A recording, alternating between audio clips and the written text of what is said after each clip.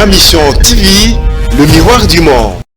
Popo ndenga kenda kiwana ye ayekukuta basi to bongo to komi na batete basi nde bakaba bato ya baba mogu te ya kaka nde baba façon de parler tango akei ajongi sikatolati maputa po ya ko dondo alisusu ajonga avana kimanga na bisio otangela ngai kotangela nga kuma do banda sali kambo ikanyira rien rien.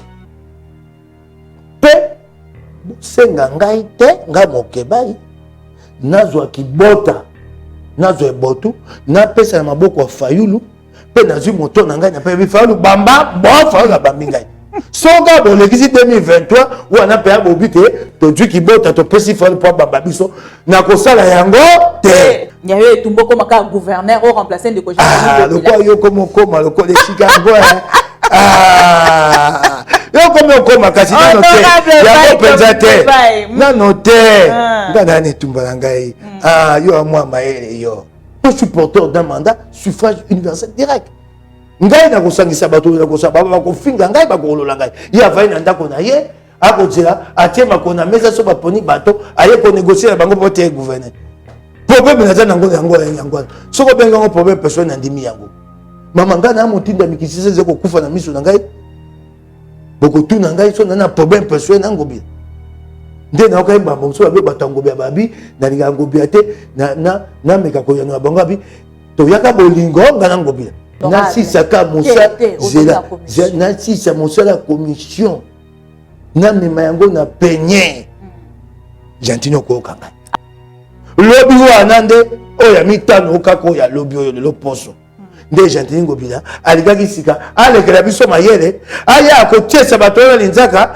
atalisa mokonzi ya mboka te tala union sake yango oyo atalisa bana kisasa te tala union sake yango oyo union sake ya lokuta oyo kozala na kati ya libumu ya dynamique ngobila kasi mpo na elembo ya etumba mpo na kolakisa te etumba ya kanatina kopesa bilenge posa te lobi soko ndongwani abatelema mpo na mboka sengete ndekoleze etamboya soko alitenga na koyoka motema pasi oyoki ngai esengeli te elombe lokola mama ntango etumba eyaki kobundama wa ebele bakokwakolaka lelo namonaka bango te nakolobaka kaka nakoloba namoni jatini akotinda bana ti bakoloba nakoloba bana wana bakokwakola kokola boyebi ngai soko ya eloko nayebi osala malamu na bomoi na ngai etumba politike nakoloba nakoya jatini lengelama tindaka bana wana ekokoma na ngonga nana alobi te ya koloba ngo mokolo alingi te balobi yango na tongo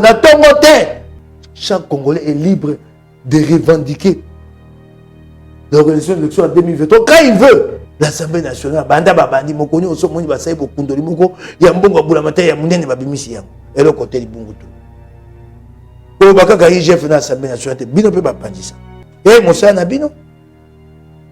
na bino kasi kokama na Congo moto bako bayibi bato baso bayibi te mbongo bukanga lonzo bunga bato liboso bako bundela ye bapandisa ngo bafuti bino combien $500 quelqu'un qui a ruiné ton pays ngala sa précision on a 280 millions de dollars ebungi mama tika na yebi makambo na koloba na précision na yebi nga bapandisa ngo boyebi nganga na yebi na koloba osakani na tangi kombo na yo nga banga bino te bo bangisa ba politicien musunga ite pour 500 bako do django na boulevard en face à poste $500 $1000 en boulevard en face à poste pena ata pena soni te akosenga bilenge baba jongisa yesusu eteni longondo longwa kende kofanda kuna etumba yango wana etumba yali te kaka bino baba bakangi bato kabila bino peso boki te moto adwi miso ya bula matali bokundola eteni yango wana signal na yo état de droit est frappé malamu na ye Félix makambo asaye biso abateli eteni longondo makambo nalobi yango wana mama akokotisanga makambo wana te bazuzi basambisi ye kamere ali na boloko akendaki na appel bakosambisa ye mbala mibale bato bazoloba na Goma wana yali bazali babenga bango ba partisan basa mosala na bango pour mokonzi na bango likambo yokata maliboso ya ba zuze kasi tokenda na tokita na se mama esengeli te Iye nouveau à Kinshasa, le complexe hôtelier Tremplin Royal sous Kanamasoro. Vous qui désirez passer des nuits inoubliables, l'hôtel Tremplin Royal vous offre un service de haute qualité, de chambres modernes répondant aux standards internationaux, salons et salles de bain bien équipées. Votre sécurité est assurée, les portes électroniques et même un coffre-fort dans la chambre.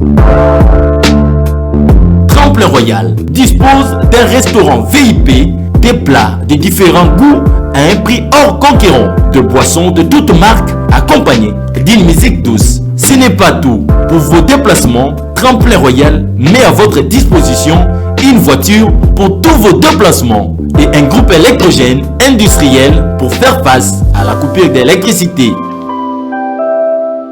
Pour vos cérémonies de mariage, de collations, spectacles et autres événements, Tremplin Royal met à votre disposition une salle de fête de 300 places avec un décor de couleurs selon votre choix. Nous sommes situés au numéro 23 de l'avenue Aérodrome dans la commune de Barumbu. Référence stade municipal de Barumbu. Pour tout contact, appelez-nous au 081 570 78 00 09 98 55 22 96 et Salimana T, le complexe hôtelier Tremplin Royal, le confort et les nôtres sous Kanamasoro chez Tremplin Royal Kanoka Kae. Bonjour et bienvenue à vous tous fidèles téléspectateurs de Am TV. Bon week-end encore une fois. Bonne fête de femmes à toutes les femmes fidèles de Am TV et de cette émission Allo Congo. Allo Congo, émission à Pro Congo. Maman Bibi la Pro Congo déjà présente.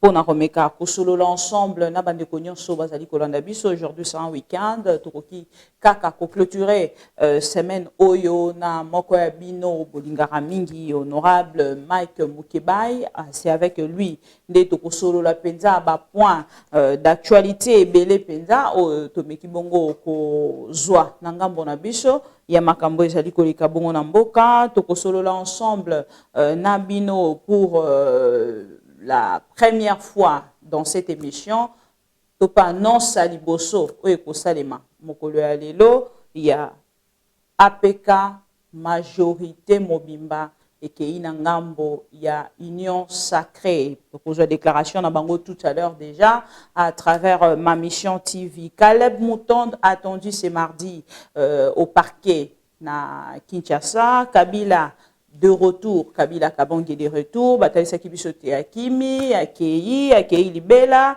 Sami Badibanga démissionne de son poste. Nini Bomba Minasima. Le procès sur le présumé détournement allait pester ses copés. Honorable Mike Mukeba sur ce plateau à qui j'ai dit bon week-end. Bon week-end Penayo, maman Bibi Kapinga. Honorable Batebele Bazali Kolandayo à travers ma mission TV, le miroir du monde. Kabila Kabange de retour, c'est une information parce que l'Obama qui pensait il sera qui tolé na République démocratique du Congo, puis na Congolais nyonso votre lecture. Adjongi? Oh, vous allez informer te? Na habité. Adjongi? Oh, Azongi depuis mokolo ya lobi. Ajali web. Na Katanga. Avanda. Ngana yebse mukonja mboka afungulela yenzela tatika libanda lokwa mukonja mboka bya jonga. Aya kuvanda. Botali sekita kimi ya kozonga lisusu te. Te. Ngana lobaki boye bilembo myonso ekolakisa lokwa atake libela. Kasi soko akozonga mukonja mboka afungulela yenzela te. Lokwa mukonja mboka afungoleli. Ajongi. Message lobby et kozala nini parce que les loto lobby kuna ezala ki Kabila lelo Kabila komi libanda ya makambo nyonso. Le président de la République Félix Antoine Tshisekedi azui ba institution nyonso lobby explication et kozala lisusu. Olingi to pesa explication nini? To lukaki te totia Kabila pembeni. Kabila yaki libaku mabe ya Congo. Oh, yaki penza kuboma Congo mibutu kumi bale yango. Lelo Kabila tiamni pembeni. Yeli kama kitoko yelengi. Ngana yesu na ngonga kotanga kombo na ete. avant de pas kovanda kuna tika biso kimia to komine le kwa mosala to komine le ko lakisa ba kongomani te to na maele na moto Babi Kabila azali cobaye ya incompétence o ezali ko tambola bongo na kati ya union sacrée ali nani cobaye na ko ebate ya ko s'expliquer en fait dans besoin que lokola na ko ba agneau moto bokoki ko boka ka maramonyo sur ya mabe pa yango na lobi na yo te na bi na yo boye na yanuli yo te sika ekomi eleko ya kolakisa te mboko oyo yali na bato ya mayele bato ya bwanya o bakoki kobongisa mboko oyo na Kabila bokoki kobongisa mboka te ato ali mayele po yaki bokonzi ya kanyaka ya moyibi ya mabe ya koboma ya makila soko oye na makanisi ya malamu okovanda na bango te sika ekomi to na tango akotanga ka kombo na ye te to na tango ya kosala mosala okingai mama ekomi eleko ya kosala mosala ko ngai epai oyo ngai sika ngai na ali na kosala mosala na ngai oyo motindami bana kisasa bamona te eloko batindela ngai na tsuka na yango eboti mbuma ekomi eleko ya kosala mosala ngai na andi suna po bate Kabila sali kamoko bongo tuna nga kombo na ye nga na posa te mbasi maso na epai na yo otu na nga Kabila na poso tu na nga ete tuna ni ngai na assemblée provinciale ya Kisasa bokomi wapi babite Kisasa ezo lumba solo Kisasa ezo kufa bosali nini boko tika be kufa bo mentuna nga na kosenga ko tuna nga balasima yango wana bongo soki retourne à échanger ba donne ezo bangisa te po ndenga akendaki wana ye aye kokuta basi to bongo to komi na batete basi nde bakaba bato ya baba mogu te ya kaka nde baba façon de parler tango akei ajongi sikatolati maputa po ya ko dondo alisusu ajonga avana kimanga na ebisio otangela ngai kotangela nga komo lobanda asali kambo otuna ngai so ali kambo o esali Kongo pasi soko avani na ekimia tika ni yepa ya alors lobi ngana na posa ko anda makambo na ete na yebisi yo mboko ya na bato mayele ekomi eleko ya kosala mosala omboka ekenda liboso tango tokoma na mobuko to tukumi na misato 2023 bato bakotuna biso te Kabila bakotuna biso bosaye nini ngonga tete na ngonga wana moke vous êtes prêt pour na repartager bilan wana bilan wapi oya mibumi baleleki oya mibumi ya mimui malele ya mibumi sato eleki okoki kotuna ngai te ngai mona na présenter Beskitaki mokonzi mboka ngai te kokotisa ngai makambo etali ngai te mibumi balelo eleki wana eza ngai etali ngai ata moke te moto atuna ngai yango te yali mibumi mais tango bakolobela lobi mandat ya président tozokenda na yo malembe tozokokenda bakotalisa te asali moto na moto akomema ngambo oyo ya ye ngambo oyo ya ngai ekobanda awa na koti nde union sacrée bokotuna ngai mosani nosaki okotuna ngai motuna te soko tokokabola bilan mpona ya motuna akotuna te po toyali na kati ya gouvernement ya union sacrée boni okotuna ngai so tokabola bilan alors lobi eyali bilan na biso banso esengeli totonga yango na lobi na yo tokomi na eleko ya kosala mosala eyali su te eleko ya kosakana te ekomi eleko ya kosala mosala toyemba salongo salongo alinga mosala yango wana bakongomani bamona te tokosala mosala kasi po mosala wana etya malamu esengeli mokonzi ya mboka akoba na likambo akobunda nango kanyaka esila po eloko ya liboso ebomaka mboka oyo kanyaka mama kanyaka soko esili te oyo nyonso etikeli eza ya pamba sika kanyaka ndenge mokonzi ya mboka akobundisa yango wana yali malamu kasi ekoki te bakobundisa yango be pa bantoma bamese kanyaka yali esika nyonso kobanda likolo te na se pe na likambo oyo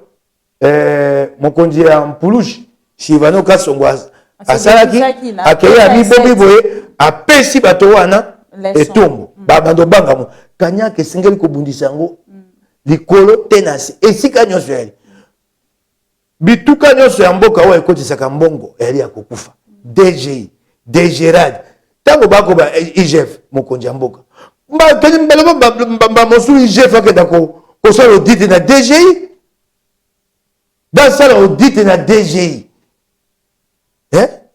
bomona ndenge mbongo abulamatala ezobima nayebisi yo te mbala mosusu ntango luzo obambe azalaka wana na makambo etali etumba mpo na kozongisa kanyaka nsima alobaka moto na ye moko abate mbongo ebungaka ebele siko ngai natuni premier ministre moko ya kalao nabi bango balobi mbongo ebele bo yo ndimi yango abinga ndimi yango tayebi kati yo oyebisa ngai toalaki biso biso mibale na bokutu akoki kobombela nga te te ya matata te natangi kombo te nayebi ba premier ministre ebele oki ngai bao navanda na bango boye nayaki mopanzisi premier ministre ntango aluzolo bambi nde nakanisi nakokai kotanga te mba mosusu oyo wana azali su na mosala te nakoyeba te nakoyeba yo tanga bakombo abi na ngai le Congo perd chaque année entre 1 et 2 milliards de dollars.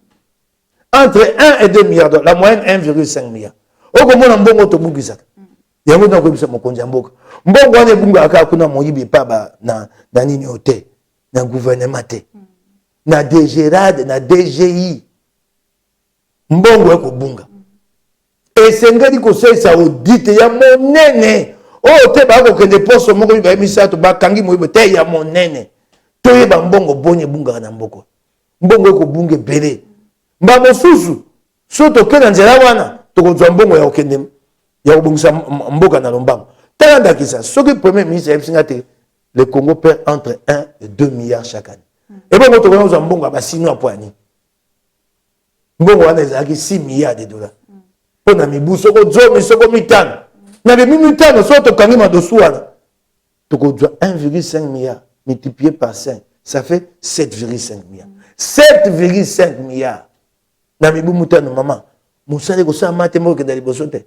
Yango ko senga te etumba wana pona ko zongisa kanyaka sima ko pikundola kanyaka elongo na mboko yo esengeli kota na DGRAD na DGI. E akamisa to DGRAD DGI na nini? Mutuze ko kimanga wapi? Oyo ko tsaka na DGDA. DGDA mo yibi ali kuna ko sakante.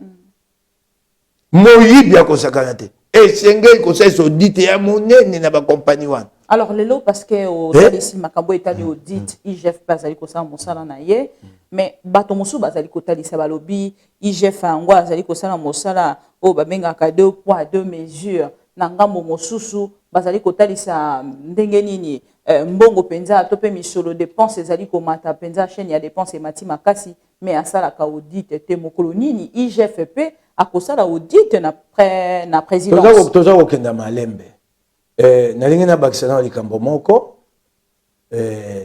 nasi alobaki yango naye kobela yango mbongo oyo Jean-Claude Masango Mulongo abimisaka tango moza akufi Kabila ayekoya Joseph bakutaka franc congolais belé bakamataka franc congolais wana bapesaka babi eyali des dizaines de millions de dollars bapesaka ba bureau de change yaka ya minene te pote batia yango etambola dollar ekita mbongo wana ba bureau de change bazongisa yango te lelo bakoma ba compagnie minene bakoma ba banki lokwa Sophie Bank na Soficom mbongo wana tata mokonzi ya mboka tango na la mopanzi sango bato wana ya Soficom Sophie Bank na komaka eloko wana mama na yebisio libota yango komona yango bawazini oyebe eloko basalaka ngai babengi moninga moko babi moto akokoma wana oyebi abi na yebi babi tama eloko tokoyebisa okondo talisa ye moto awazini avandi boy abengi moninga nanga na poko basololi mopaya abi ofunga mopaya ye nani akoti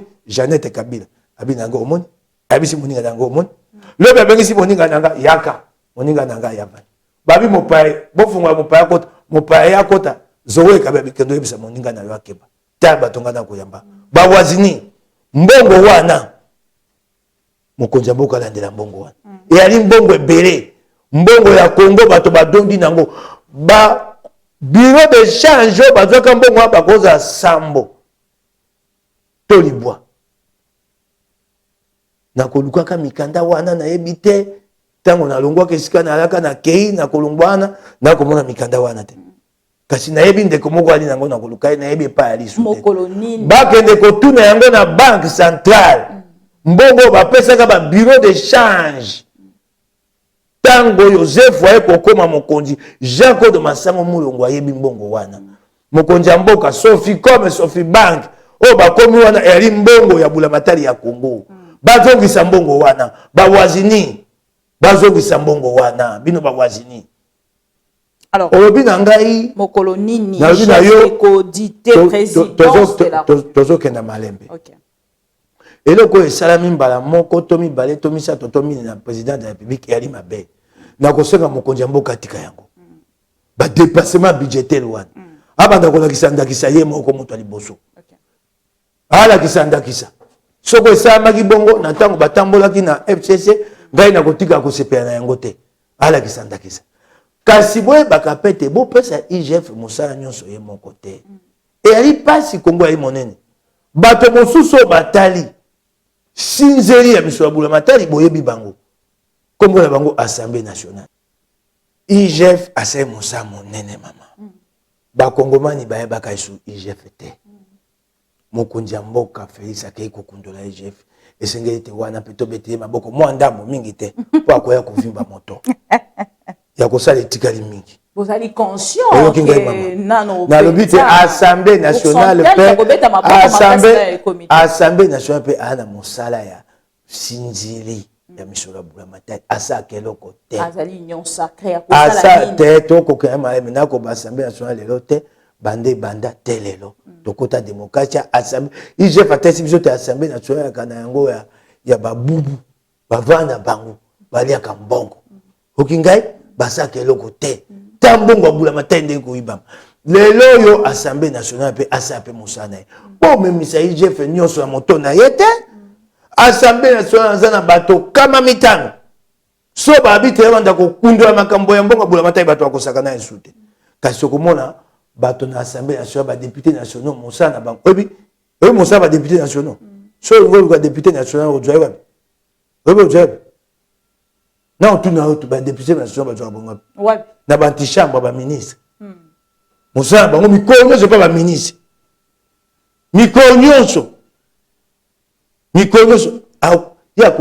ako contrôler ministre ndeni po akenda kosenga mbongo on va basali ko kende pona nini kosenga mbongo balo bango to bombani kosenga mbongo mikonyo ako contrôler ministre ndeni so batie motion babi ministre aya koloba e alipote sima bayokana ministre ya misambongo tabato bureau d'études kuna o ya Assemblée nationale mosana ngo soki yo sali obengisi ministre batindi yango kuna bango babengi ministre awa boye député Mokeba ya sa bengisi yo ministre abi te eloko wana botia ngona mwa pembeni baluki député Mokeba bayokani mwa kanyaka yango na Assemblée nationale kokufa tolo basolo cop ekota Assemblée nationale bureau babengaka bureau d'études wana epa yo bakenda kotaka biloko obengisa ministre nde epa ikope kosama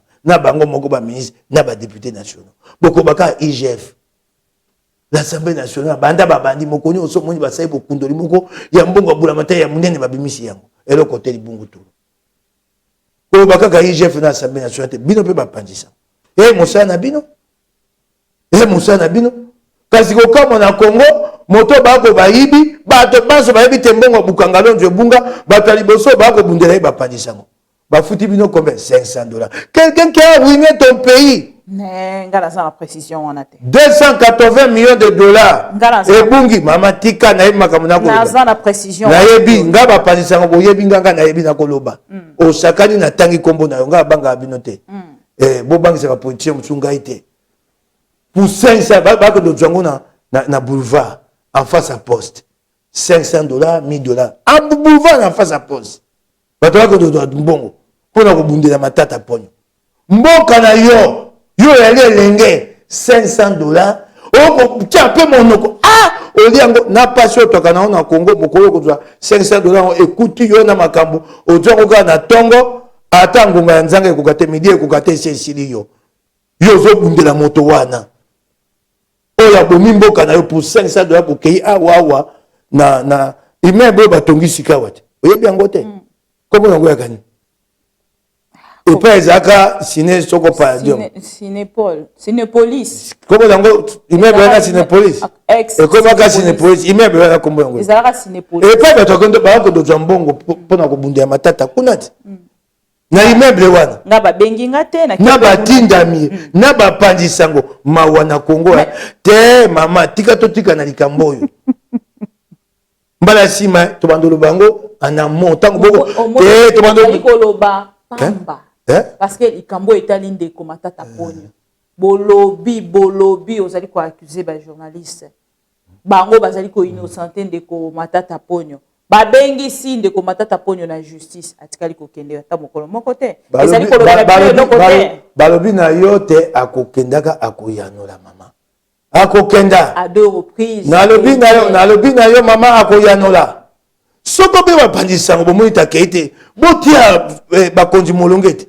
C'est ça votre travail, mettez la pression sur les autorités judiciaires. Mino botie pression. Ngai ya bala ko le bayante. Nalobi na habite. Mama ya botia bakonzi ya makambo tali sembo mulunge babengisa ye. Musala ya bapandisango yango. Kazi bapandisango batwali boso ndenge balandana ki molongo kuna na immeuble wana. Ovandi na soko mona bango mbe bakota chwa. Ça fait de preuves. Nani? Ndo tanga bakomba bape bakovanda nye. Na ndenge boaki molongo bokenda kuna na yebi. Molongo na batindami. Na bapai. Pe tele yoko akamalama. Yo kana biso. Soko yo zaki te mama. Eloko pe mawa mbongo ango. Mbongo akanyaka. Yebisa batata ba yamba yo moko pe bima. Bango ya molongo bakuta ka de ba na kayebi. Wana chaka munoko pamba. To zaki na elobi. Soka babengi so biloko ya bongo mbasaba boya banganga moko bopesa ngenga kobomba baboyamba bino babenga baza babengaka le trupa ngulupa boy ta soni te mbongo akanyaka bokoya kozonga ngulupa lelo tokomi kokonstate baprocès ezali kosalema bato bazali visé ezali plus bato basalaki na Kabila.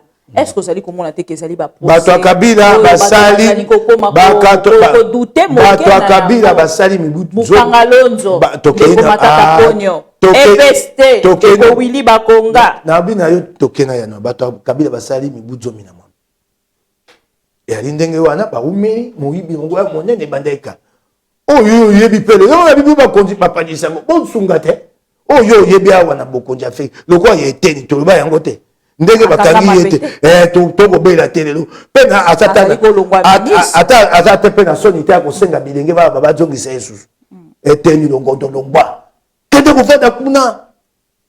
kofanda kuna etumba yango wana etumba liteka kabila baba bakangi bato Kabila bino peso bokite moto adjumi sur la boula materi bokundola tokundola eteni longondo yango wana signal yango état de droit est frappé madame na Félix makambo asa biso abateli eteni longondo kasi esika bayali wana bayebi te molungo totie bango basima po eteni longondo ya mibala ye kozala pasi. C'est ça le combat. Ata lo bakangi ete tasiba yoki biso lobi bakobanga bongo soki to bito to peto ko baza mbala mosusu na bisa yo to kai malete yokana na tangela yo na sisi ya note bato Kabila tango bazwaka mbongo ba bete bakosamba awe teni de lo babateli mba musu wa kozwa bokonzi mbala sima ndenge kaka toko tia molunge pe bakozwaka eteni longondo na nesilite. Et si il peut-être et comment ba règlement de compte babino comment yo ba règlement de compte yo le but est il y a des présomptions sur lui so ba bengi so ko bi règlement de compte et le quoi batona ko ka batako ba munde ko na biso ayibite de bolo ba na bino tele bino so ba zuze ba mun politicien aga so ba kangi et a procès politique et ga ba mote so ko saki mabe o salaki mabe bato ko bele la règlement de compte le kuta so mbebe ali ba ko pesa tumbo to ni politicien baga mbongo bayibi wana lokwa bakongomani bana pasi ya tindi botinda na kananga bato batambola mokeba ya yibita yete wa moyibi oyibi mbongo abula matali okinga kangani tie na boloko bokobela règlement de compte tango te poka ye na boloko to sokai na mboko mingi to sokai na miso na mboko bato bakomona lokwa ata nguba baliaka ngo bongo te ata pembanga na moko ko lemba ko lia nguba ngo te. Na pesi exemple mosusu. Na bina yo eteni longondo. Toko banda kolobaka bo eteni yo bando ka kabiso. Mba mosu eteni de lote ekoyaka. Bon, bakangami lelo. Zali ko prouver état de droit. Et tout yango na. Nde tozali kotuna. Wana ntango ozali kotanisa te. Eteni longondo lelo te. Eteni longondo ata. Mpo na moni te babateli ye. Yoka tokeno malembe. Tokeno malembe. Tokeno malembe. Et état de droit ya ndambo. Esemi mobimba te. Kana na moto acha mai na monoko. To tuninga na yanoli yo. Ndambo ya imate ekomi à la tête du client. Et ma monte na koyanola yo. Yango na bino ko babateli ye. Akozwa makakaka. Eteni longondo. Tozi moko ya bino na pesi lisusu exemple. Ndeko batia ki penza pona ko batela makambo etali. Corruption, le main dans les sacs. Oh bakanga ete wana. Oh mosusu batek. Wana isusu à la tête du client. Et c'est nga kangama. Bakanga e balongoli bina monsala. Ba pesi etumbo na ndambo. Omoni à la tête du client. Yali malamu te. État de droit. État de droit ya ndambo. Yali malamu te. Soko ali ndeko na yo, soko ali moto alingomba na bobateli. Ye mokonzi boka baki ata lui master. Na moni ta ko batela ba master. Ako batela ba master. Seul master batela matin de Vital Kamerhe. Master on a Vital Kamerhe babinde. Bateli kaki pe. Na te na bi bongo te. Aouta ko fêter anniversaire nae 62 ans déjà et nangambo ya Goma to mona ki bato ba telemi penza bazali ko senga libération na ye.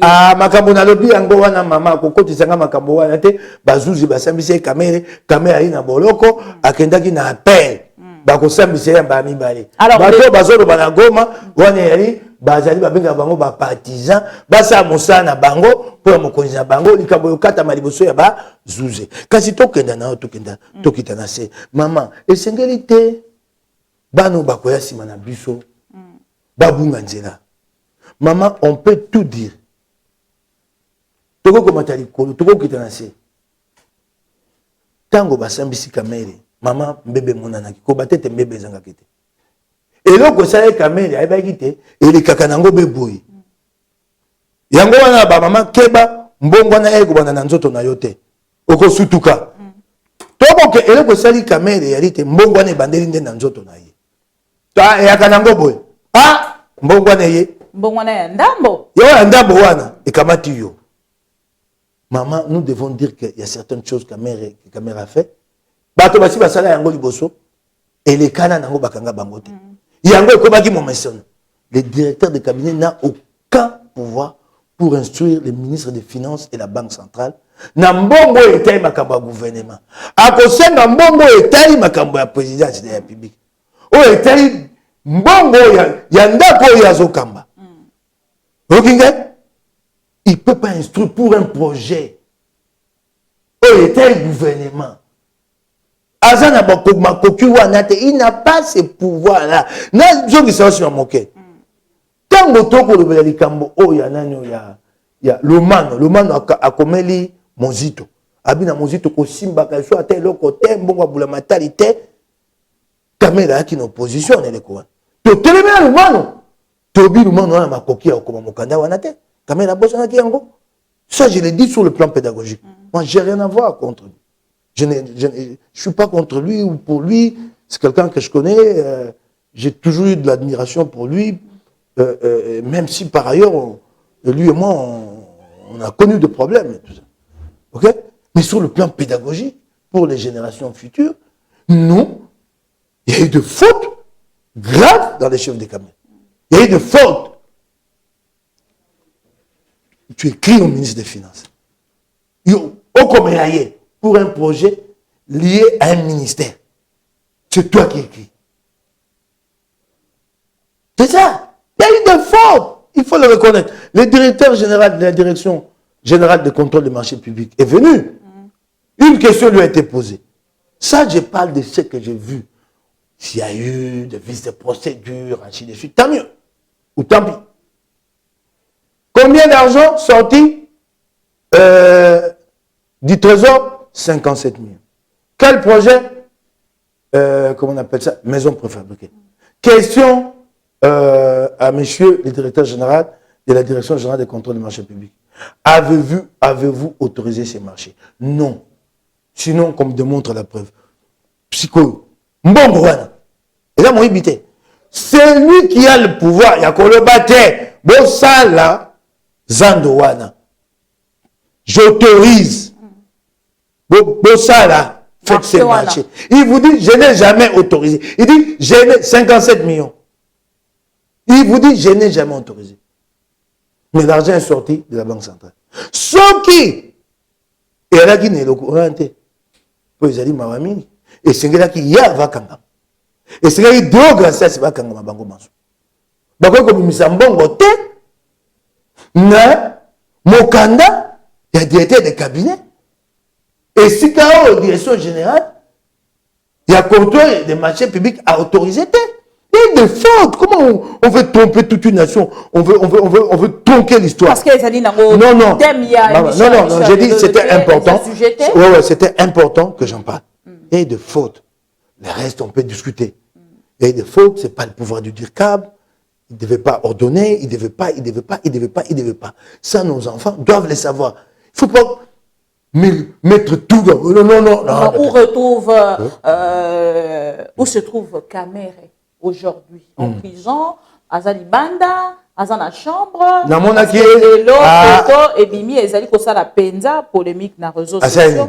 Bato bazali kotuna azali wapi te balobi na prison balobaka boyo ngana yokaki epa ya bato bakendaka kotala ye na masoba betaki babita ye na l'hôpital Nganda et bongo l'hôpital Nganda na sima na yango e akana eloko mo basai bo bato ya mbongo basali lokola appartement et ali pe na basuku ba chambre babakanda ya kakuna alors ngana yebi alors honorable Kasi na mokuse na yebi tali na l'hôpital Nganda.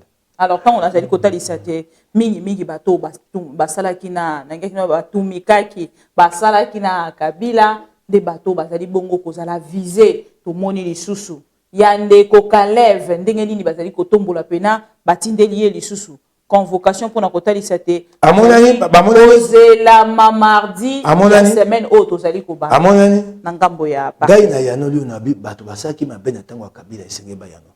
Baba se mabelelo esengei pe bayano ndenge mokonzi mboka abate bato ba mamasa na biso te na CPI na ngote lokola eteni longono lokola moto yoyo bakangi ye moibi azo yango mokonzi mboka kendo to motongo wapi. Il y a un problème de casting alors. Il penza zoba penza ka ko banda mo sana chombo mama na ngai na chombo 50 000 dollars ya na chombo te batindaki penza bato bakei kozwa caméra ya banque ezali ko filmer bango ndenge bazali ko pesa bango mbongo ya bandaki na chombo te isole bandaki na chombo pe batiki yake yango dabi esika na mokonzi mboka saki penza mbeba un homme léger comme ça nommé à la tête de la lutte anticorruption ba si mokonzi mboka ebaka bato akozwa bango un homme léger comme ça. Po. Et ingam. Et là, on a quoi bisayo, bato baso basamba. Ngai il ko na ko biso yangwa. Kasi na ko mona te e ko sama mba moso à la tête du client. Yali mala moté. Moto wana. O wana penza ya ko bika te. O ya makambo kanyaka wana. Ah lui c'était grave. Et c'est grave. Surtout te batiaki ya bosala mbongwana na moni kaka te na moni nini na moni te mokonzi mboka akobate ya ba master. Alors honorable Mike Mouba tokota moke na APK batali sibisote na ngambo APK 48 députés lelo majorité union sacrée pona nini kozela temps wana nyonso pote lelo to katina ngambo na bino mama to bandaki likamba parce que vous allez constater que le président de la République azali ko occuper binote azali ko yamba binote bokomi na bosenga to pe posa ya kukuta na chef de l'état na yeba keloko ba kongomani ba wela kate soki na ke na kutena mokonzi ya mboka na njongi engo bani bato boni bakuta na ye lelo bayeba na kaisu te babunga mungu akute tika kata moi solo na mai babunga lokwa mungu yo bandi politika na politiki okenda likolo essayer mokonzi mboka anda yamba yo to bakongomani ase bato bakotombola yo déjà confond la politique so bakongomani ase batomboli yo ata bato basende okozaka wana okinga bato bayebaka te kotomba mautaka na bakongomani ase utaka pa mokonzi mboka te lelo APK naza koloba na yo tokoki kosala eloko te mpo mokonzi oso mokonzi ya mboka ya bingai nde soki nga nakutana na bato ebele soki okoti na ndako na ngai okomona te ta foto monene oyo natiaka te soki naesiko natie foto na Félix mpo bato bamonaka et après 20 ans si on n'a rien fait pour changer le Congo cette photo là vaut quoi hein bien réfléchi non ça signifie quoi bato balingi matala pamba nakena matala mokonzi ya mboka yamba nga te so moto ya moto sika alia kosala Congo ekenda liboso tozwa lokumu te tosali mosala wana tobandaki yango banda sanza ya mibale ya mobu moleki na décembre bomonaki tobibaki likambo ya nini oyo ya union sacré tozalaki tuku mibale na mibale 22 zela tozokenda na yo ngai na kondimbola ya likambo yoka ngai nde na nzungu te nakoyebisa yo nde tolambeli likambo yango te sika banda sanza azobini na baide tozwa kobunda po tokoma majorité oki ngai Gentili Ngobila akolinga eloko wana te Gentili Ngobila alingi union sacré esama na kati ya lingomba oyo ya ye oyo babengaka dynamique Ngobila oyo nayebisaka bino awa batindami tuku misato oyo bango bayokelaka ye alingi union sacré esama akotisa nde union sacré na kati ya libumu ya dynamique Ngobila etumba toalaki nango yango wana yango moni te po tokenda liboso yaki pasi tobundi te toyo kokoma na 25 signature tokokisi yango belobi etumba makasi mama bozopesa moto combien parce que balobi na assemblée nationale bandeko mosusu bazali kozela baji bisusu bazwaki mpe moke mama tokei malembe préciser biso nakoyebisa yo makambo mosusu na bakangitandoke bato babaka te koloba te wali moto monene na ye awe pa na nani auto zonga na ndako na ngai na tuna yo nani auto zonga na ndako na ngai bomba bomba sika motu ko tuna nga mabebe point omoni sima yo moto ko bomba omoni ngai na bimiso bio bomba omoni to sai mo sana biso malembe te to komi 25 oki ngai to komi ba na mitano lobi wana biso to bito ko misa mokanda na biso to sito che manzaka tout ben mitano 25 signati lobi nde Gentili Ngobila abengisi bantoma ya nguba kisasa ministre provincial abengisi ba mandataire abengisi na lingomba na ya dynamique po lobi ya mokwa mitano ya lobi nde ba ya ko challenge mama union sacré basalaka yango bongo ba ministre provincial ba mandataire ba wuti na libumu ya assemblée provinciale ya kisasa te yo ko zo bango kuno ko chapa sa bango linzaka assemblée provinciale na simo sate lobi wana nde oya mitano okako ya lobi oyo lelo poso nde Gentili Ngobila alikaki sika alekela biso mayele aya akotiesa bato oyo linzaka atalisa mokonzi ya mboka te tala union sacré yango oyo atalisa bana kisasa te tala union sacré yango oyo union sacré ya lokuta oyo kozala na kati ya libumu ya dynamique Ngobila tolingi union sacré bana na kati ya libumu ya dynamique Ngobila te oyo kisasa kokufa eza union sacré libre oyo ye na vision ya chef de l'état eri vision ya Ngobila te paye pe ko vision te okinga tande kisase ko kufa na oki alobi te soko bomoni bosoto bobenga babu bobenga ye apese bumese ngambo na pioleli na bele oko ba solo te Gentili Ngobila bugumese otikali kopesa bango makoki te po basala bopeto na kisasa olaki na kisasa bopeto na yo moko wapi yango osuki tango yaki na kisasa bopeto akutaka Raskin Raskin compagnie oyo yebi mosala ya bopeto na kisasa Raskin ekoya fait de fonctionnement ya rite bato alifuta na sanza mosala bazwaka mbongo te ayeta sikola atelemisa Raskin ekenda liboso ya sali Kinshasa bopeto ngana bana te Kinshasa bopeto est un programme non c'est une structure na bato bafuta makana suka sanza asali yango ye moko komona ye batie longi na ye kisasa bopeto akokomba kisasa sikoyo ekomi na suka libungu tulu abiso boyoki esika solo yali esika bosoto yali boyebisa po topesa bugumese etumbu monsieur le gouverneur tu répondras toi-même okoyanola devant l'assemblée provinciale okoyanola tika okoseba bugumese makambo banda opesaka bango 10 000 $ te lelo opesi bango lokoni banda apesa bango 10 000 $. Si kaya alingi union sacré ya kobota na motindo on a un problème personnel na Ngobila to na problème personnel bowelela mwasi mbongo ya kisasa kokamba kisasa problème personnel nga na ye wango aboya ki kopesa na lebi na yo problème personnel na ngai akokamba kisasa mabe lokwa yo obengi yango problème personnel ne siko omona teyali likambo ya bulama te ngai moi je suis élu au suffrage universel direct hein. Ngobila a été élu au suffrage universel indirect hein. Ngobila maman moi je vais rentrer vers les électeurs hein. Ngobila ne rentrera pas vers les électeurs à cause de bateau ba ko prendre bango na l'Assemblée provinciale ba sima ake do so na bango ba tia yesu mokonzi kisasa moi on va me poser une question. Moi je suis porteur d'un mandat suffrage universel direct ngai na kosangisa bato na kosaba ba ko finga ngai ba ko lola ngai ya vai na ndako na ye akozela atie makona mesa so baponi bato aye ko négocier na bango pour te gouverner problème na tana yango soko benga ngo problème personne na ndimi yango mama nga na motinda mikisise zeko kufa na miso na ngai boko tu na ngai so na problème personne na ngobila nde na okai ba bonso ba batangobi babi na linga ngobila te na meka ko yana bango abi to yaka bolingo ngana ngobila ya assemblée provinciale ye gouverneur soto kutete ya mbi ngobila te yaki bolingo toto ye ko sa mosala bula matai kisese ke dali boso na kumba ye ngana kumba ye mwana ngana ko kumba ye na kena ye apeka mobimbo ozali de mama oyo azali conscient azali ko dénoncer tout na ngai te moi je fais mon travail mon tout ko tout na ngai wana etali yo ngai na ko sa mosala ngai motinda etali ngai te wana etali bino chacun interprétera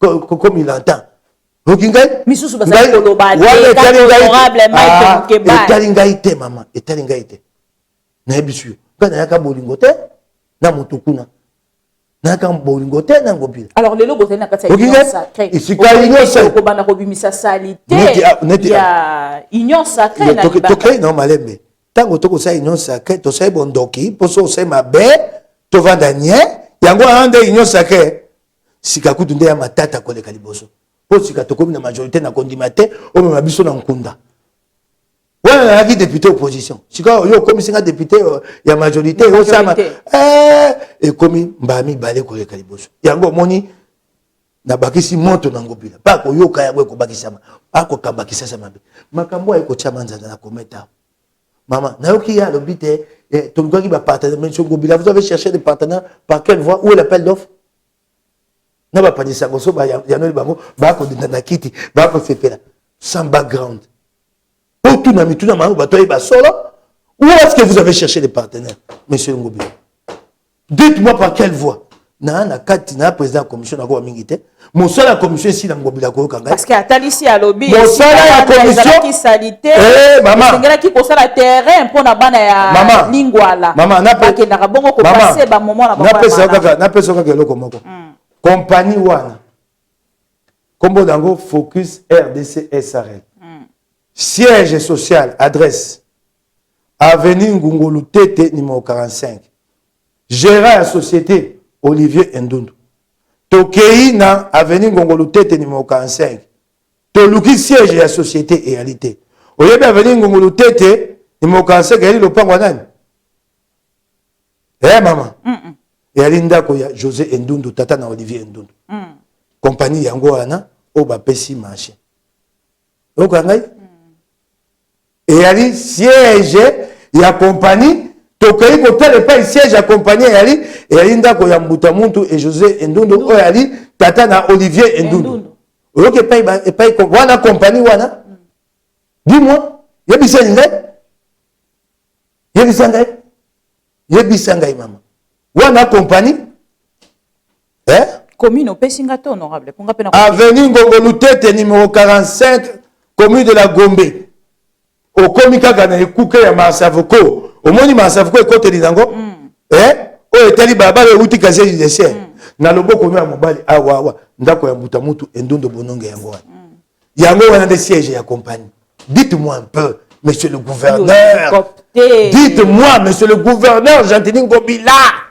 Et le document est signé. Le gouverneur a signé ce document. Une entreprise fictive. Donc une signature du gouverneur. Alors que l'entreprise est fictive.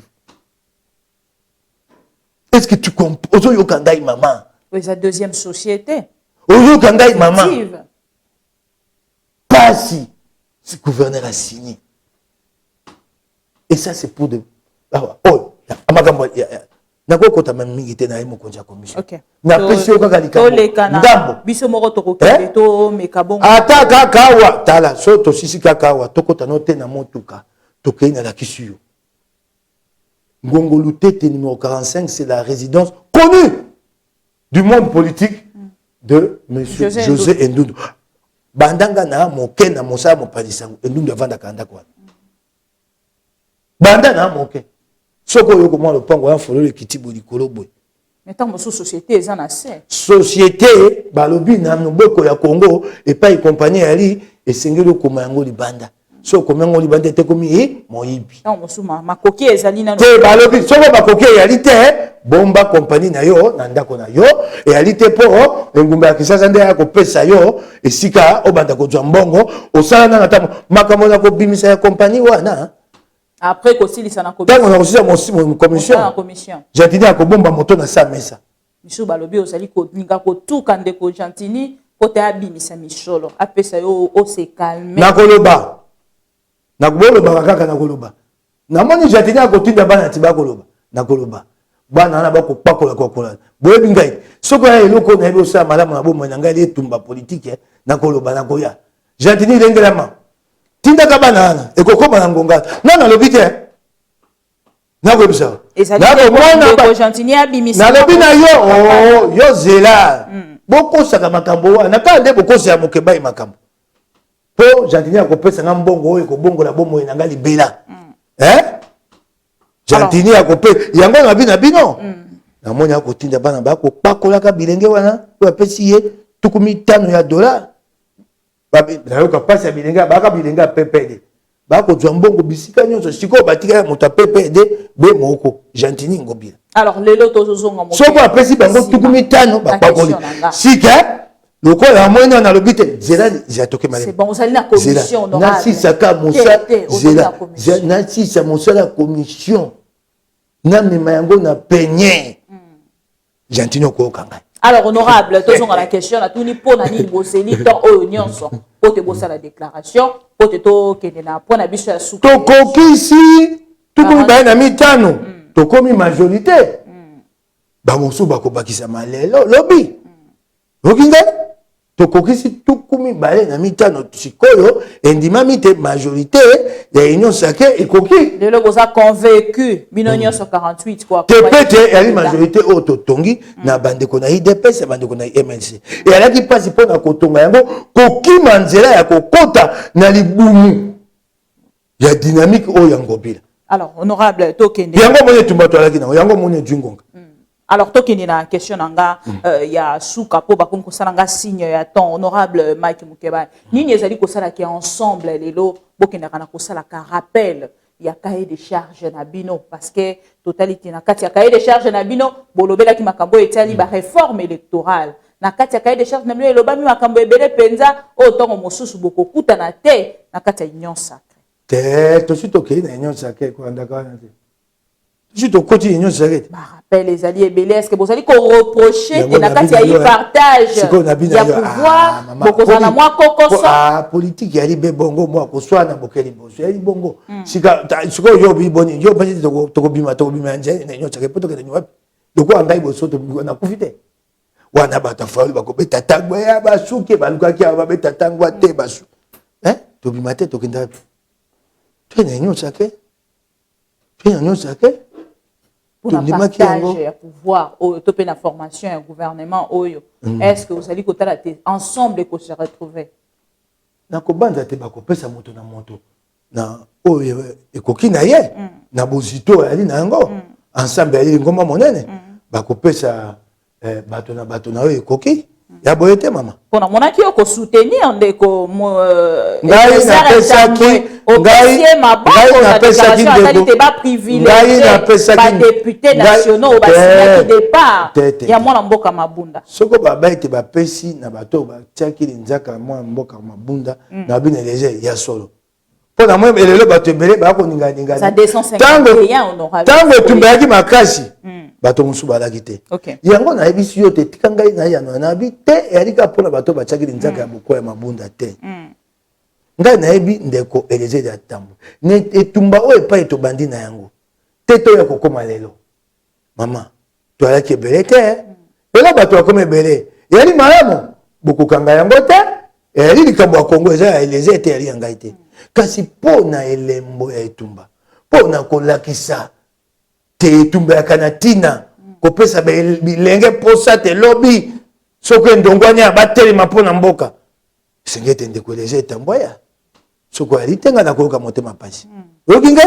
Et sengeli te elombe lokola mama tango etumba et ko bundama wa ebeba ko kwakola ka lelo kwa na mona ka bango te etumbe bundani wa bandi de lote na ko mwa ba musuba yo mona pakoli tile pakoli yo ka mani machia tango etumba ko yo ala kyo pakoli mwa biloko na bino bachi aye cha ko poko ko tianga monoko etumba ya ka bino ko kyo mais etumba ya pasi après il y a que dénoncer maman batomona ke tumba mosika maman etumba ya pasi bamosoza na koswana na bandeko na yo na mwasi na yo na bana bakobisa yo taka tete osi obala wana bana obosani bato baswa mpona etumba bato baye oyo baye ntongo ese bandi otana oya. Serez-vous prêt à dénoncer ce qui traitement ya salami malamote nga kota mama pongo partage kuna te so makambo yo ndenga ko baboye kende ngwa te yo zela ne yo zela ka yali kaka yo kele musika yo nganga la kasori kama na sepe na ngote na kola nango na kola nango ndai banki pona bomba na kola nango. Deuxième fois rencontre ya chef de l'État na Moïse Katumbi. Aussitôt Moïse Katumbi kokoma après Tendeko José Nundu ko désister de ko Sami Badi Banga ko démissionner nini bomba mi wana na lobina yo soki les a koti na bokonjo te na ko sepela te ko bunda pona yo to ko bunda pona eli ngai na baki na kokota kuna te pe ba pesi ngai pete ata pe ba pesi ngai na ngoya te na yebe unga na kusa nga nani tumba na nga ya yo tumbo ko maka gouverneur au remplacer de ko le quoi yo comme koma le quoi de Chicago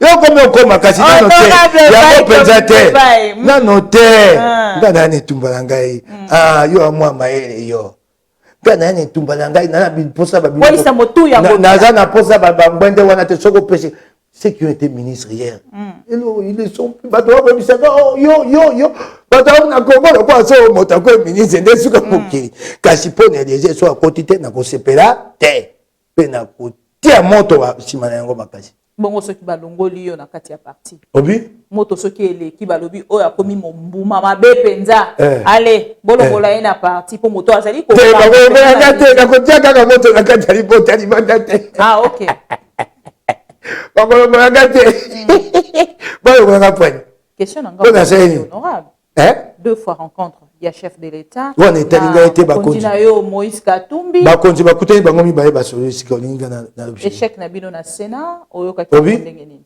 te na yo kango atabolo mokete démocratie bato baningi koyoka na te bongo li bato basai bato abo te bakosi bino Félix akosi biso ani tango te botika ni Félix bakosi makambo eyali mbala liboso te bokosi botika Félix bato avanda ye biso bakongomani tolinga koyoka te bonga yeleka na yebisa yo tozalaki na Assemblée nationale kana bandeko ya MLC baba ete le poste de rapporteur adjoint revient à l'opposition lingomba nini eza ya liboso na kati opposition elle est ensemble ete tango tokei to kosama ponomi bandinga ya MLC esengai batikela biso yango te po biso bato ali lingomba monene bake koswana bato ya FCC bapesi bango mingongo te Jacques Longwa na leka kuna te botiko kosi ya Félix makambo obinge. Nous ne voulons pas comprendre. Tu as dit bien la démocratie. La démocratie, quand quelqu'un est plus grand que toi, et c'est de l'autre qui est ici. Mais Jacques Longwa Nazali à FCC. MLC. Après, aussi, quand on a longa émission, mingonga banane. Il y a pas de FCC. Il y a mingonga à MLC. Baboy, quand il y a émission, il bonga, baké qu'on soit là. Ah, bah, tu comprends ça, kuna. Fais ça, c'est le gens ne veulent pas comprendre la démocratie. Démocratie, c'est son montant, les culs, on a des gomba monnaie. Tu laisses. Il y a un bon akobanayo. Même les principes là. Il y a na bureau de l'Assemblée. En principe, si le vote revient à l'opposition, le vote doit se limiter à l'opposition, mais quand vous associez la majorité à ces votes-là, c'est quand même la majorité, c'est maintenant la majorité qui choisit son candidat dans l'opposition. Ça devient bancal. Et Bandi, Félix moto atindaki vous allez déjà na boyoka ni ah maman ah bino bozala ki maman boye MLC de Jean Pierre Bemba maman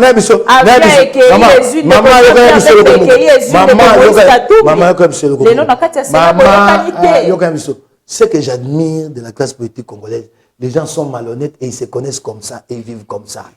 Au Kosinga lelo ngape na kosio lombi kaka bongo mboke ko tambola ndé yango wana mboka mba muso etambola kate. Il faut laisser Félix en dehors de ça. Quand les MLC a pris ces postes-là, on s'était plaint que les MLC nous a roulé. Tout cela, il n'a pas pu avoir. mais Motoko. Sikawa, ate bongo soka ba pekisi yo yo kite. Balobi babi na yo. Mokeba elongwa kandidati yo bite. Ngai bibi ka pinga lobaki. Akopesa nga mingongo. Songolo alobaki na kolongola te sika basani moto boyi na popo belela obi te kuna komi dictature bato batie moto makasi 2-3 candidats moko alongi la démocratie qui l'emporte après formation ya gouvernement ebele bakosala ba déclaration maman tomilengela lingomba moko te zaka boyokani te lokola ebanzelu epa ya nzambe koko so kozanga te koswane kozanga te eloko yali ya moto yali na katikati ya lingomba epai bomoi ya Kongo yali tosimba yango makasi so bato mosu bakobima bakotia makei kozanga te yo bani nyonso akende to yali nango boye sima sanza moto bokoka te moto abi na longwe na ngai na kei na ngai kaka ndenge toyebwe nde mpe bato adokena moko ntango tokoma pembeni ya maponami on a beaucoup accusé Lissou Kabila mama babi na yo te toyali bato baka bongo pourtant de l'anga isuko boa Kabila te na sina yebi so eleki na 2 ans ezalaki Kabila union sakatango esangani vision so Kabila yo boye mama yo kana vision chef de l'état bolobi ke ya mama ezali malamu pona ko kamba tango misusu bakobanda ko bi namoni yo zana likambola Kabila continuer yo zana likambola gouvernement ndengeni yo zana likambola Kabila ko kamba mboka yo zana likambola Kabila bilan 3 ans ezali kozela bi yo zana likambola Kabila soki mabeto malamu isa miso na ye pa na yo akotuna ngai Kabila te tuna ngai bino lobi bo accusation na lobi bo kasi yo kate soki mabeto malamu semi na nyonso ke koloba yanga te omoni sika bofunda ikaba te loba na ngai oyo salami yo lobi ni na ko ebisa loki ngai et beaucoup accusé siko nani te to komema Jean Pierre Bemba maintenant il faut plus accuser maintenant il faut répondre devant le peuple non maman tant que beaucoup de majorité hein faut plus accuser. Okay. Il faut répondre devant le peuple. OK. OK. OK. Oyo obi oto saki malamu yango. Oyo tokoka kite. Oyo bato saki mabe banda kala zako bele la bigo na ko msabino te zalinga ite ali bibi kapinga. Oboni lokola ndani. Alingi problème na peuple était pardon. Oboni yango wana. Mais il semblerait que na kati ya yi ensemble kotala ni ba déclaration ezali kosalema de konzanga Moindo Nzangi asali ya ye ndeko Eliezer asali ya ye ndeko Mike Mukeba ya ta démocratie yango na kati ya ensemble yo po osali ya yo nazali ko soutenir yanga Eliezer Ntambwe elio lobi kuna koyoka te 70% ezali déjà kolakisa te lobi ceux qui formation ya gouvernement esalemi ba déclaration ensemble ba kolongwa nakati yi nani ayebisi yote tango moto akosenga eloko so ba pesi eta kolongwa na lingomba nani abino bon et c'est une revendication légitime mais ça lipe komona c'est là to que malembe ça kotala point tumbo ya memi to ali na politique loko na kisasa awa biso ba to bundi et c'est moi biso za téléger na kati wana poto ko mo to ali kuna yoko na kisasa awa na biso ba to bundi ko tela biso nani Moindo Nzangi te toke no malembe na kisasa na biso bato bundi soko teli biso Eliezer te otela biso nani Moindo Nzangi na kosisa makambo ya ndeko nange Eliezer na nango na pasi ya motema ko katanga awa biso na kisasa soko teli biso Eliezer biso bato to bundi etumba so Eliezer aza kuna te to ko bani pour etumba te papa Molière papa Molière obi Molière te papa Molière Daniel Esaf papa yepa bundaki ngana tangi kombo ya moto moko ko ngai na tangi mama tala ceux qui t'ont que na ensemble bato babundi na Kinshasa tozali na ndeko Esaf Tokele malembe. Eliezer. Tokele malembe. Maman. Christelle Vwanga. Tokele malembe. Na bando tangela. Ngai tant toka ni tumba po bato bako pakola mingi sika na ko pa. Tango toka ni tumba mama tuna bilenge toka ba tumba Bible na sene tumba. Ce combat était organisé autour de moi et d'autres. Moi mon Keba laissez-moi aujourd'hui revendiquer ça. Bilengo baki na tumba tumbo ebi bango et yali Peter Tiani et yali Serge Kabongo na botanga batoke tumba ba baki zinga te na ba yaki na tongo setani na kotanga bango te. Serge Kabongo woko kana kotanga Innocent Olenga wana bato na kotanga na kotanga lo Jari Kumande na kotanga na ba baza ko leka ne tando eke na baza ko mona na te ba ko sa musa makati ya kosaka te oki ngai mama quartier général na biso ezaka na babengi yango 8 décembre ne pas Innocent Olenga esika na ya tekaka mwa kopa komena babengaka yango primatie de la presse c'était là-bas notre quartier général tokutanaka butu nyonso tokabeli basango tobi yo okoloba yo kosaba sango yango yo koleka lobi tala yango moi makasi na biso ezaka c'était un combat organisé c'était pas par hasard ba mosu ba yewa ba benga ba mo na français ouvrier de la 25e heure okinga ouvrier de la 25e heure mosa de c'est si aye ko landa mana bino mais bango ne bazo okinga nazo biso okinga soko ko betumba wana bato bayebe pa etumba wana ebandi te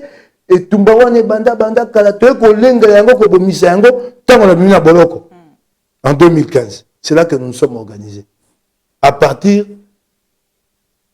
du moment où je suis sorti de la prison kabongo bunda ke etumba makasi tango na boloko leo na lelaka mwana mobali wana telelo etumba na ne futi ete ekofuta.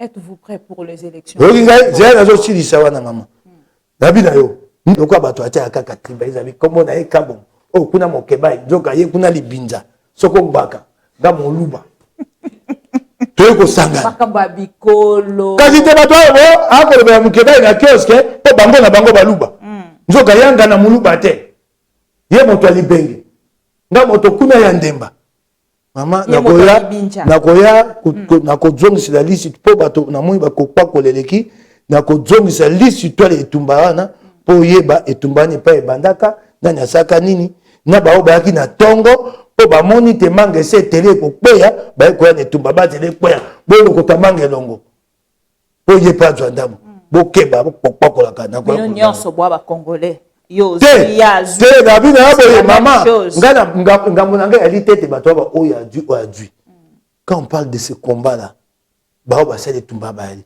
oki ngai bao baki na kati etumba bande bandaka ti ntango ye kolengela me pa Innocent Olenga yo yebi te Innocent Olenga yaki na kati etumba tozali kolobela yo yebi combat ya union sacrée mais nous aussi nous devons faire ce combat connaître ce combat que nous avons mené pas pour être au gouvernement nous avons droit à une reconnaissance dans l'histoire de ces pays. Okay. C'est ça. Nous devons faire connaître ce combat-là, comment nous l'avons mené. C'est les prix. Et là, on fout à mon gouvernement, mais la reconnaissance, tant que bako koma, makambo etumba, li citoyen bakomo kwami, babanda ke tumba, balaka batobwe, bakeite awa.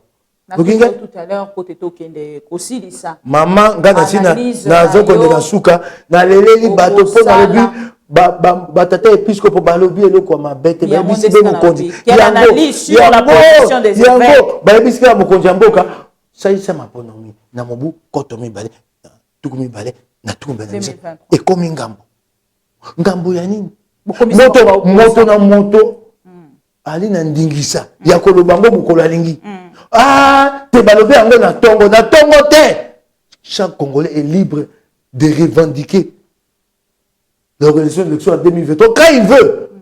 En 2019, on bien en 2022, a fortiori l'Église, qui a un poids, qui a un rôle social important. Nous n'allons pas nous dédire. Tout comme on va nous péter, bon vendanier. Attends, le bien vendanier, il ne faut pas les intimider comme Chada Yarubaki. Laissez-le s'exprimer. Il y a la démocratie. Naebisi bango mokonzi mboka soko sesi maponomité en 2023. Ça ne lui profitera pas. Un parti politique ne gagne pas les élections avec ses partisans. Aucun d'entre nous ne peut gagner les élections avec ses propres partisans. C'est avec les millions de Congolais. Et les millions de Congolais sont très regardants. Ils ont vu combien nous avons houspillé, harcelé Kabila. Ils seront intraitables envers nous. Si Félix déborde, les grands perdants, ce sera lui. Mais les courtisans autour de lui vont profiter 1 an, 2 ans de plus, prendre un peu d'argent, acheter des maisons, oui, ça oui. Mais lui, il sera un grand perdant. Et pas l'opinion, la carte en boca, puis à l'intention. Il ne gagnera rien. Rien, et rien, et rien. C'est ngangai te, ngamokebai, nazwa ki bota, nazwa botu, na pesa na maboko wa fayulu, pe nazwi moto na ngai na pe fayulu, bamba, bon, fayulu la bambingai. Soka bon l'exercice 2023 ou on a payé bobité to du ki bota to pesi fayulu pour bamba biso na kosala yango te. Pour fayulu adondwa, akodondwa na nzia na ngai te. 2023 au katisi na ngambo de Martin Fayulu. Ngana yeto shito ko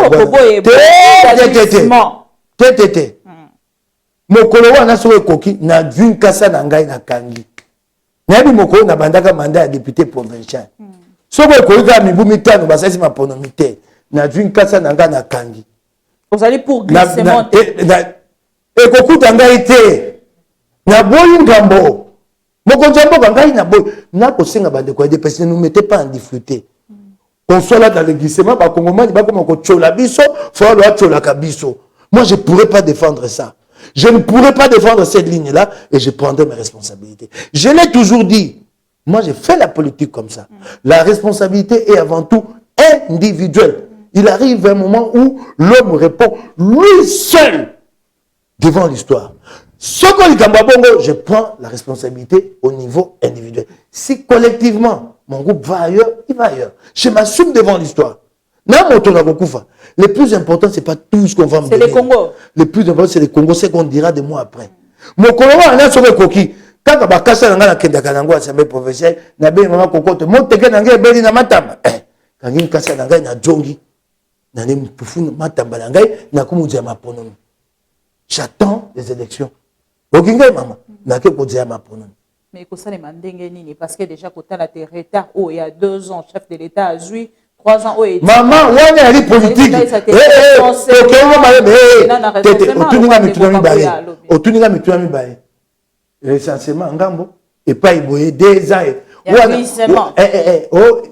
balekisaki mibu mibaye na Kabila ça c'est la politique, la constitution ne connaît pas ça. Ça c'est la politique.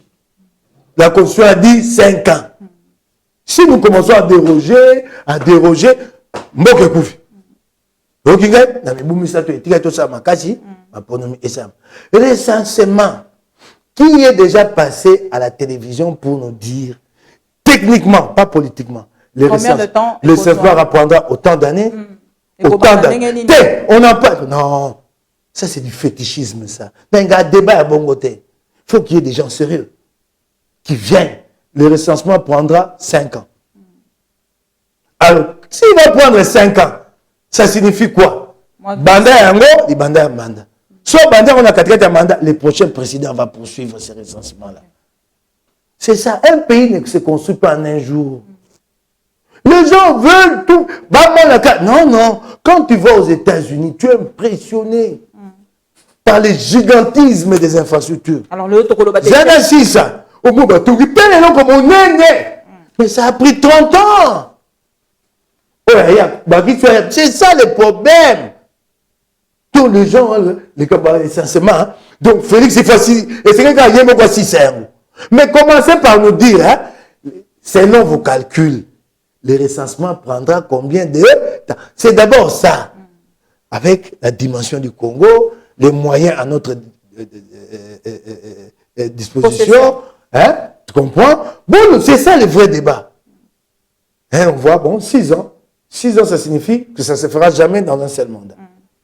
Il y a des gens qui viennent, ah, mon Kondiamboka, il lance des grands projets pour 25 ans. Mais les bases, les autres continuent. Qui leur a dit que si Félix commençait le recensement, s'il prend beaucoup de temps, Kakaye monte 600? Qui leur a dit ça? Mais tu as voté nini ce qui est recensement ici. Bah il bosso to kenda ma ponomi to kenda gani. To kenda nani. Dans le fichier électoral. Alors, réfléchissez. Pouvons tout le camarade boni et que ça te bas ça recensement et puis le fichier électoral comme ça. C'est cela. Quand on dit recensement, il y a beaucoup d'obstacles sur la voie du recensement. Beaucoup. Il faut apaiser les esprits à l'est. Quand les gens disent recensement, dans les circonstances d'aujourd'hui, ce n'est pas évident. Le plateau là-bas, de Minembwe, chez les Banyamulenge, pour que le recensement passe là-bas, ça sera difficile. Hein? Il y a des préalables. À Walikale, à Massissi, si vous n'avez pas apaisé les esprits avant, des gens font des proclamations, des gens disent recensement, mais il y a un travail en amont à faire. Il faut apaiser les esprits. Tondima, Banyamulenge peut bandima. Ce qui te ko bate, bitumbe bandi kuna, pe bukatiam. Okingai, pourtant ba ko bate, Munyamulenge aza Kongomani. Ngaba ba Kongomani bato atomboki. Ah! Ba ko me opese ba paya. Mikanda. Tango Banyamulenge te, Munyamulenge aza Kongomani. Ba bengani biso na mboko. Tout ça à régler. Quand les gens parlent de recensement, mais il y a un travail à faire à l'est. Sérieux, je vous dis, hein? Sérieux. C'est cela. Alors, Kabila nous a fait ces coups-là. Il a échoué. Il a voulu nous opposer les préalables du recensement. Ne revenons pas avec les mêmes recettes. Alors, le chef de l'État, Azali Penza bien entouré. Nabato, Bazali Kotali, c'est Ngeli, le chef de l'État qui est bon, on a moins glissement. Le chef de l'État, Azali bien entouré. Mais attendez. Entourage, il y a chef de l'État. Mais moi, j'entends ça. Mais en privé, nous entendons ça. Des bouches crédibles. Excusez-moi de le dire. Nous entendons ça. C'est pas sérieux. Nous entendons ça. Soyons sérieux entre nous. Personne ne donnera à l'autre un chèque en blanc au sein de l'Union sacrée. En tout cas, pas moi, Moukébaï. Moi, je ne donnerai un chèque en blanc à personne et je demande non plus à personne de me donner un chèque en blanc. Ah non? Avec la même rigueur que nous avons traité Kabila, c'est comme ça que nous allons travailler. Avec la même rigueur. Ah non? Moi, j'ai une responsabilité devant l'histoire. Félicitations. Non, moi, j'ai une responsabilité devant, et ça, je la porterai. Je préfère même, attends beaucoup pour ma carrière dans la politique, mais que je porte cette responsabilité-là, et que je sois fier de moi, et que les miens soient fiers de moi.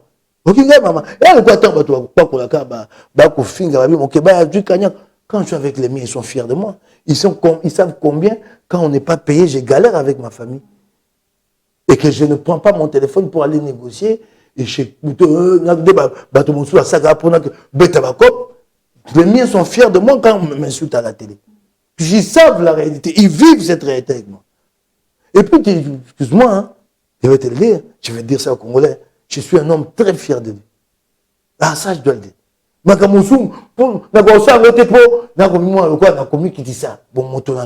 a des choses, je ne peux pas parce que je suis fier de moi.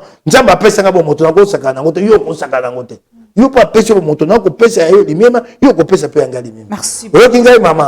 Félicitations encore une fois de plus. C'est genre de réflexion.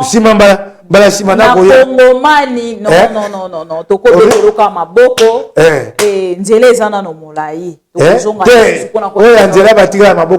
Amen. Alors aussi ici émission na biso tozui 1,7 million il y a doses il y a vaccin honorable à cause il y a vaccin mokoloni. So babé est-ce que va kopesa yango ngana moko abakambiti. Je suis député. Na lobaka bandaka ba pesa bato mangolé wana. Vous avez déjà vu ça où au monde on va organiser massivement comme ça de tuer les gens. Qui peut faire ça? Hein? Les réseaux sociaux. Et heureusement que la vaccination a commencé en Europe. Hein?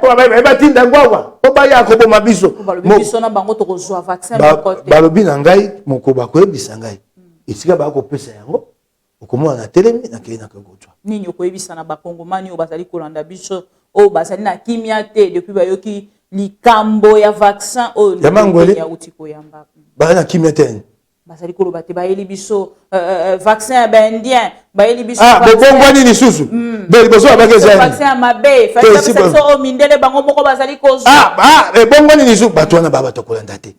Vous savez, je vais vous dire, les réseaux sociaux sont formidables. Ils ont démocratisé l'information. À la minute près, au cause on n'a pas si à battre là. Ça c'est le bon côté des réseaux sociaux. Hein? Démocratisation de l'information, formidable. Mais le mauvais côté, c'est la désinformation. La désinformation. Il y a un réseaux sociaux pour l'andelo comme madame et c'est un média qui est professionnel. Média professionnel a des comptes à rendre au public. Média professionnel a banga à kosa. Quasiment tout le monde a kosa. Ta réseaux sociaux aïe à kosi le so bokange le kuta kimi. Si matsanza moko aïe, so ni peta dans tche sous monoko. Oh, il va donner le couteau qui m'a kiawat. On dit sous regarde, tu vois. Il faut pas suivre ça. Hein? Babi ba kubandana nani? Est-ce que ba kubandana ba konzi, ba président ba konzi après un an ba yeko pesa biso. Na bino boye. Ponga ata lobi na koki. Na bino yo, ngai soko ba lobi te bato bajwa. Ba lobi tete ba banda na ba ko babi bato bajwa. Na kokenda na ko jwa mangole na ngai. Yoki ngai mama. Na ju mangole na ngai po na ebite e ko batela ngai na corona virus. Zo mona c'est toko to jongo biso banso mokili ekobika oyoki ngai mama ozalaki penza disponible pour nous répondre à une invitation à biso ya mokolo alelo ezali mois de la femme opesi ba mama ata bonne fête été tala mama omoni yo ndoko anga ndeko soko na bosanaki okobisa nga te so ba mama bayininga nga nakobika mama bola mo bosaka biso ba mama bapimela nga yango nazonga na ndako bapimela nga moteke mama ba mama bolimbisa ngai na bosanaki omoni awa makambo ya politike lokola nayaki na mwa kanda ya makambo elekaki lobi wana gentili ngobinga misenyo sacré ya nzela oyo aye okoma kolota ngobila olala ozolota kasi nga olali oloti nga omoni etumba olie na sani omoni ngobila sikoyo ntango ngobila akoyambola omoni azogi na po aza libanda soko na kolota ye po azonga na nzela yali malamu yali na yini ete ali banda lobi ozalaki ka boye na ndeko gode mpo ilelo bokomi chéri tozokenga malembe tokenga malembe omeme apandisanga te nakotuna yo omeme apandi te tokenga malembe te yokana biso te obi makambo ya yokana sisa ya gode mpo ngai nali moto akobunda mpona mboka ngai na bitumba ebele soko na ye nalobi makambo ya gode mpo tango balobi bapesi bino nzela bokende okundela vous l'avez fait te vous l'avez fait est-ce que vous l'avez fait kaka ngai moko lokola politicien ngai moko lokola activiste ngai moko lokola mopanzi yango bomoni te mpe elekele ya ngai mpe tango nalobi nakoyebisa yo bozela mwa sanza moso na mibale oyebisa yo naya siko na biso tande na mundaka tande na saka stratégie napesi yo te suka ata ya sanza ya mine mba mosubo balata mokeba ya azoba esu te nzoka nsi na sa stratégie namoni te likonzi oyo esi eningani pikani yango ekokwea yango moko kendani awa merci beaucoup honorable Mike Mukeba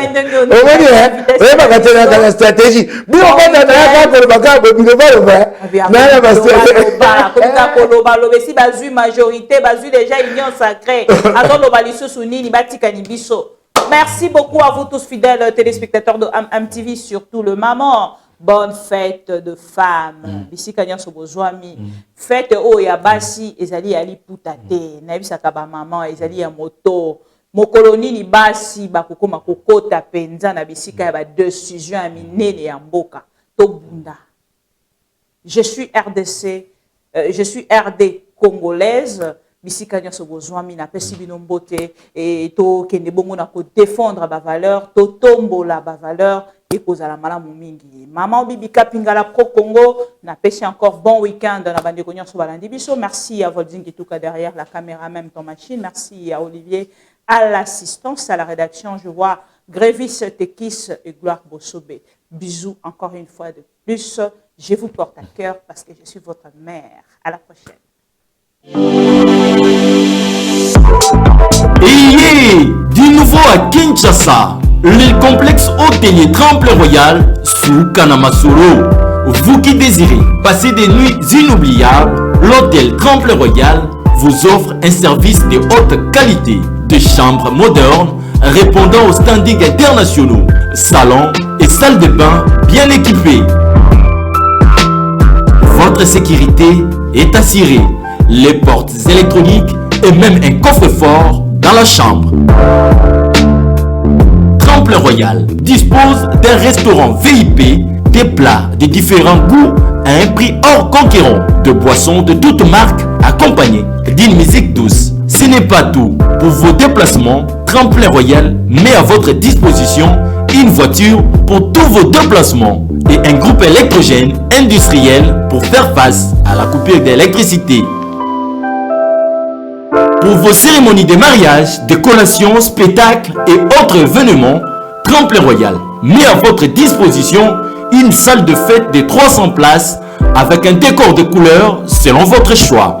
Nous sommes situés au numéro 23 de l'avenue Aérodrome dans la commune de Barumbu. Référence Stade municipal de Barumbu. Pour tout contact, appelez-nous au 081 570 78 00 09 98 55 22 96. Et Salemananouté, le complexe hôtelier Tremplin Royal, le confort et les nôtres sous Kanamasoro chez Tremplin Royal Kanoka Kae.